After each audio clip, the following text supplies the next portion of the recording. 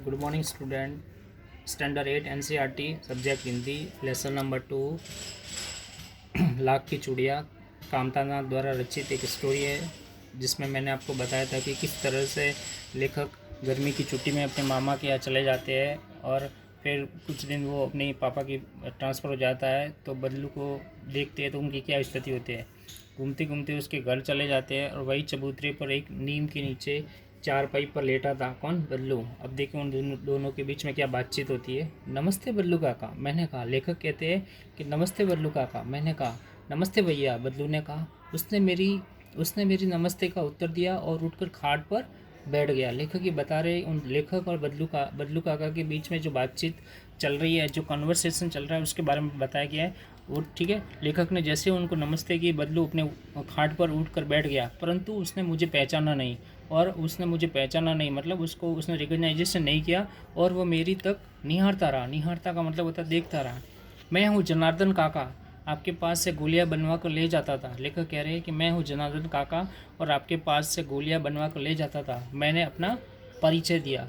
बल्लू फिर भी चुप रहा, कुछ भी नहीं बोला, मानो वो अपने स्मृति पटल पर अतीत के चित्र उतारा हो। स्मृति का मतलब होता है याददाश्त, मेमोरी, और अतीत का मतलब होता है जो बीता हुआ आपका कल हो। ठीक है।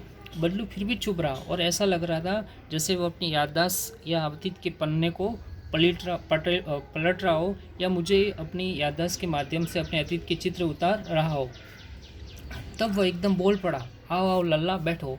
और एकदम वह बोल पड़ता है कि आओ लल्ला बैठो। बहुत दिन बाद गाँव आए।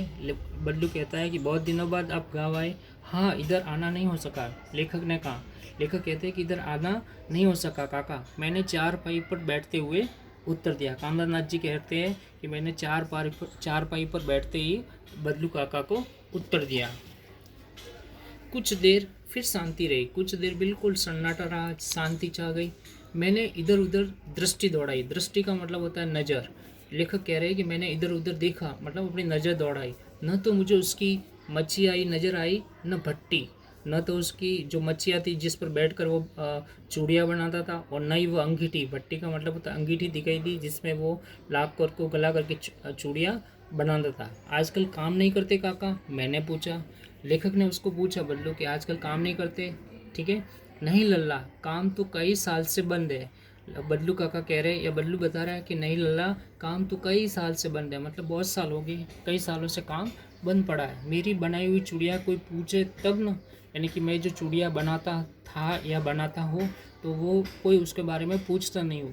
गांव गांव में कांच का प्रचार हो गया है, गांव गांव में जो कांच की चूड़ियाँ है उसका फैलना हो गया है। वह कुछ देर के लिए चुप रहा, फिर बोला, मशीन युग है ना न यह लल्ला। और कुछ देर वो चुप रहा, फिर बोलता है मशीन युग है। मशीन युग का मतलब होता है मशीन के द्वारा ही चूड़ियाँ बनती है। यहाँ पे आपको पता चलेगा कि किस तरह से जो मशीनी युग आने पर जो पहले के अपने जो उद्योग धंधे, जो घरेलू उद्योग है, वो नष्ट हो गए और किस तरह से बेरोजगारी बढ़ी। आजकल सब काम मशीन से होता है, खेत भी मशीन से जोते जाते हैं, और फिर जो सुंदरता कांच की चूड़ियों में होती है लाख में कहाँ संभव है। बदलू कह रहा है कि आजकल सब काम मशीन से होता है, खेत भी मशीन से जोते जाते हैं, और फिर जो सुंदरता कांच की चूड़ियों में होती है वो लाख की चूड़ियों में कहाँ संभव है।